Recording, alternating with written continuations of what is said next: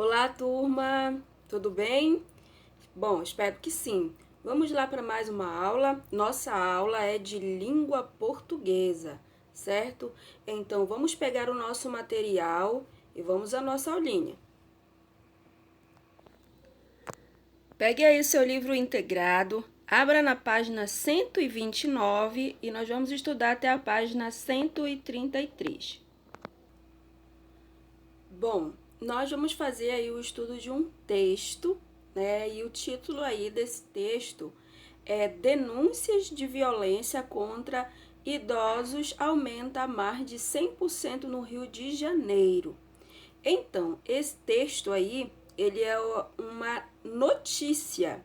Então, se é uma notícia, ele é um texto informativo, certo?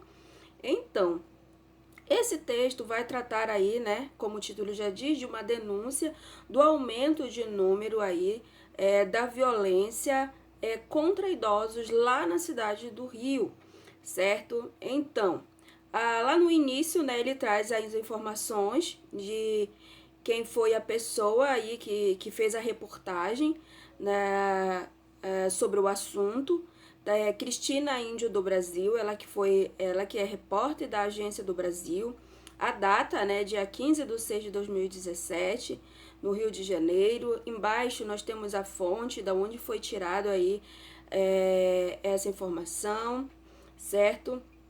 Então, o texto traz essa temática para a gente, né? Ele vem nos informar aí o índice, né, de violência e como aumentou a violência contra idosos aí no Rio de Janeiro. Aí ele diz, de janeiro até maio deste ano, o Ministério Público do Estado do Rio de Janeiro recebeu 1.406 denúncias de violência contra idosos e pessoas com deficiência.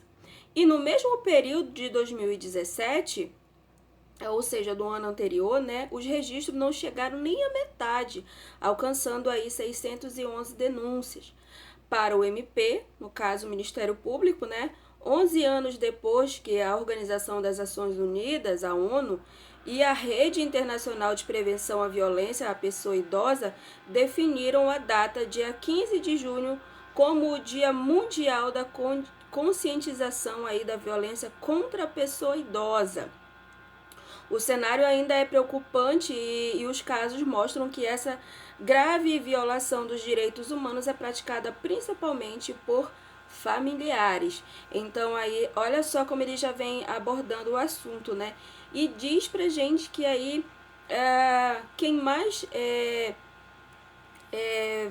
viola o direito aí das pessoas idosas são os próprios familiares, né? Também informa pra gente aí que a data do dia 15 de maio, né, é considerada aí, desculpa, a data dia 15 de junho é considerado aí o dia mundial da conscientização da violência contra a pessoa idosa, certo?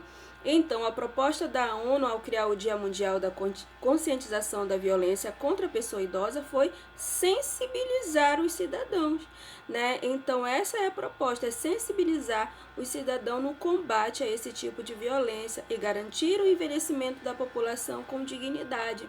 Essa era a proposta aí, né, da ONU, garantir o envelhecimento aí das pessoas, né, da população com dignidade, respeito e qualidade de vida, certo? E aí, com base nesse texto agora, né, essa notícia, esse texto aí pra gente informando os dados aí da violência, né, nós vamos resolver aí algumas questõezinhas aí a respeito desse texto, certo? Nós temos também, né, na página seguinte, um outro texto, certo? Com o título Bisabia. Então, esse texto, ele traz algumas informações pra gente, assim, né? Ele vai tratar de que esse texto? É a história, né?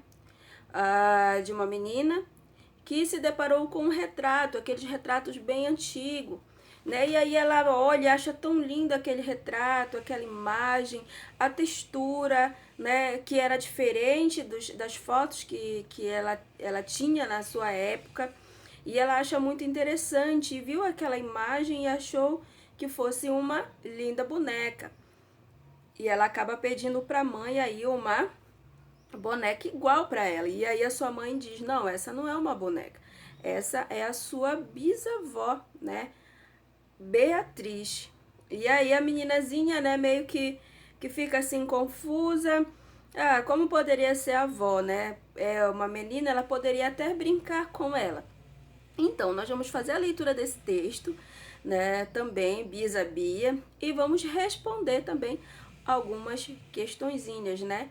Lá na página seguinte, na página 131.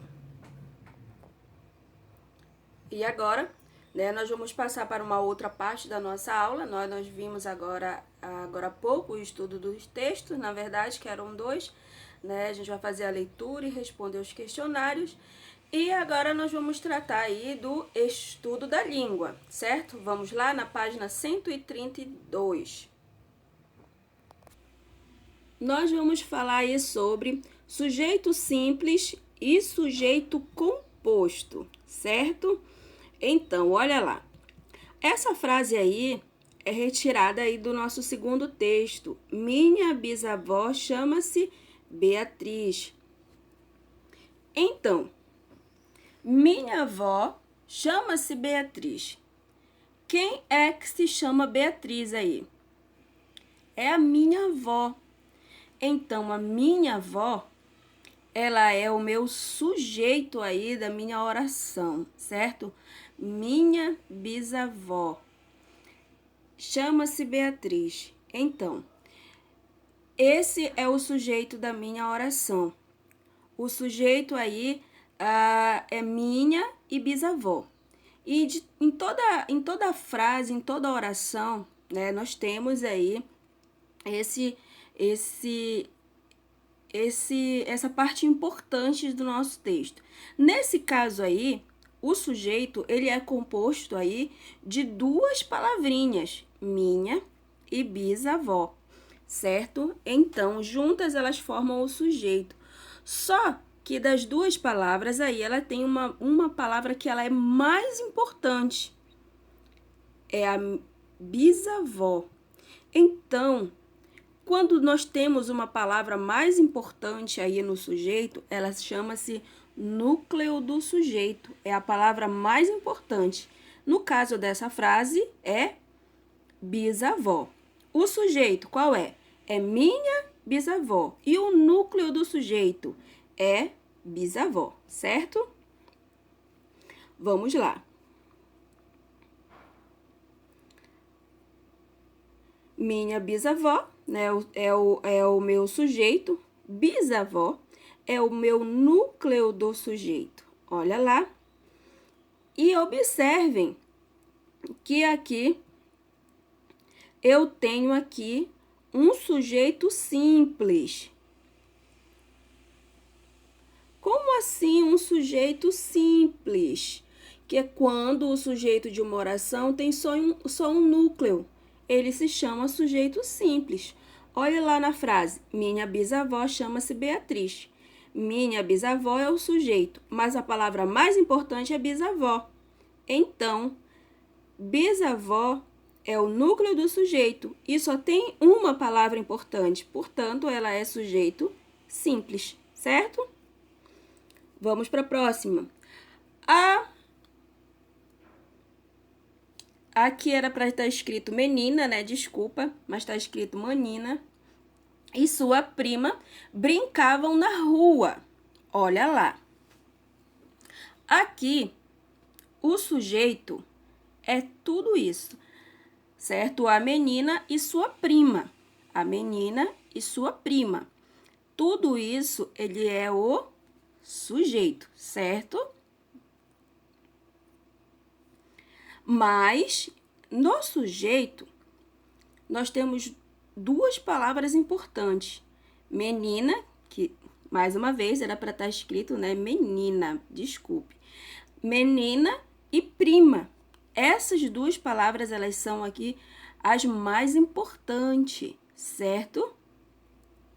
Olha lá, 2 palavras principais, menina e prima.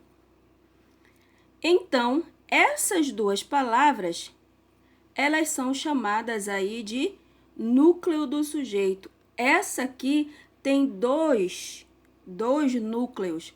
Por quê? Porque tem duas palavras importantes, certo? Menina e prima.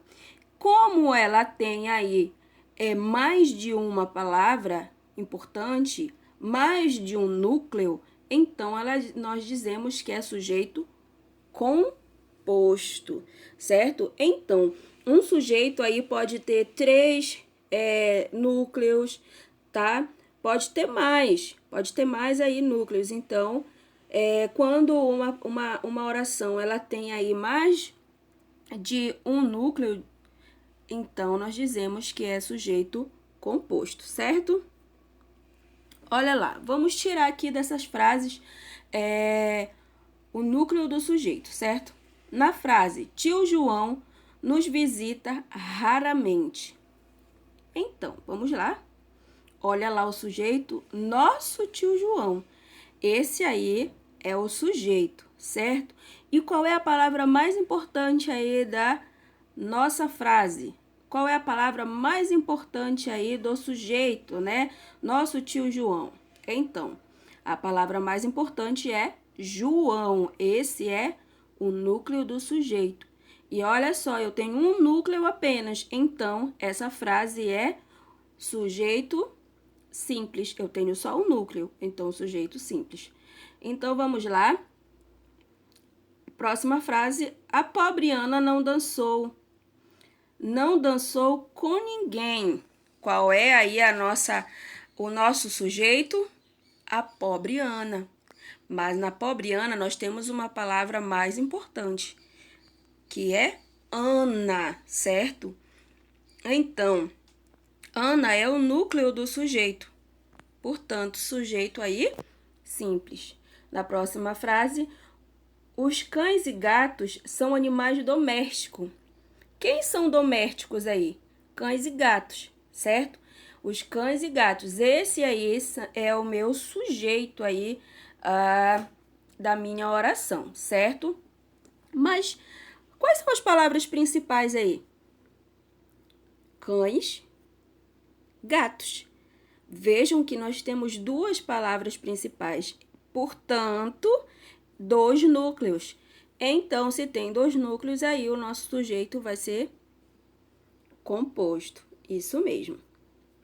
Vamos lá para mais uns exemplos. O cachorro comeu toda a ração. Quem comeu toda a ração? Cachorro, certo? O cachorro, ele é aí o meu sujeito, né? Ele é aí, essa frase é sujeito simples, porque eu tenho apenas um núcleo.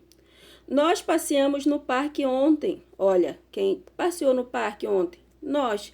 Esse aí é o nosso sujeito e eu tenho apenas um. Então, sujeito simples.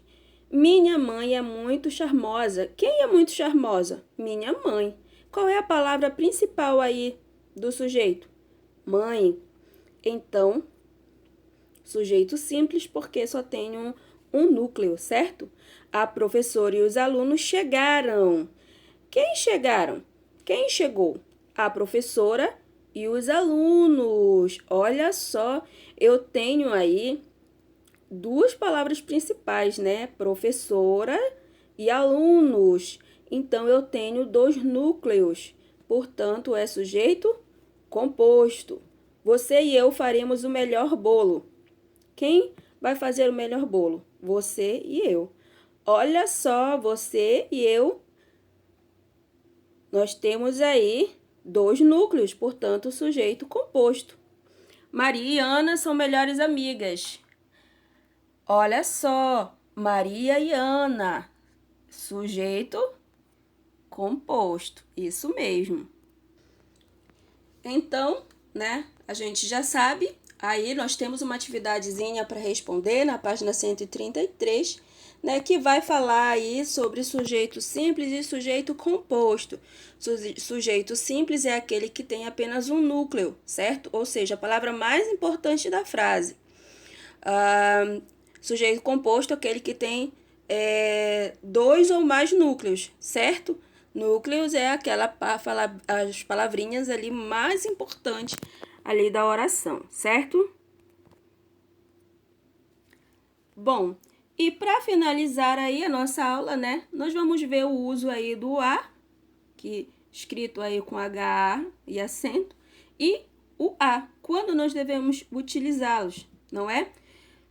Então, olha lá, empregamos o H, A mais acento, para indicar tempo passado.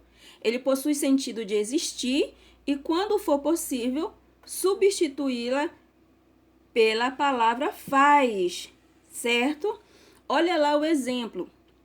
Há muitos anos que não vejo o João. Olha só.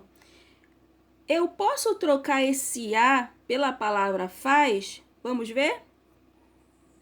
Faz muitos anos que não vejo o João. Olha só como encaixou legal.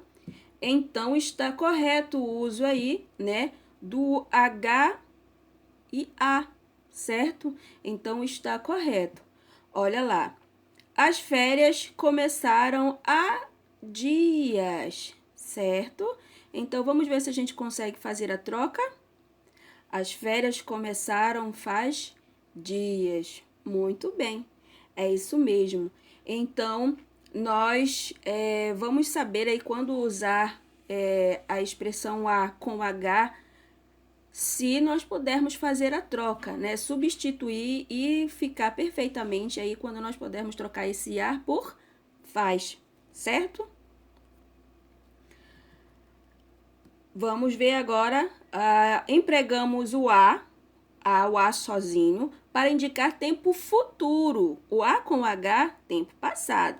O a sem H, para indicar tempo futuro. E quando for impossível substituí-la pela palavra faz, certo? É impossível. Daqui a pouco vai chover. Olha só, vamos tentar fazer a troca e ver se dá certo. Daqui faz pouco vai chover. Opa, não deu certo. Então, eu posso usar, né, daqui a pouco esse a sem o H, certo? O H não caberia aqui.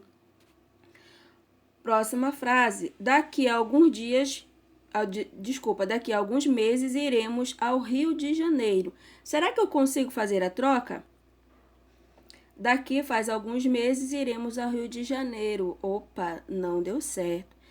Isso, muito bem. Olha lá, então vamos lá, só relembrar. Empregamos o a para indicar tempo futuro, certo? Olha, a primeira frase, daqui a pouco vai chover. Ainda não tá chovendo e nem choveu, ainda vai. Então, é a sem H.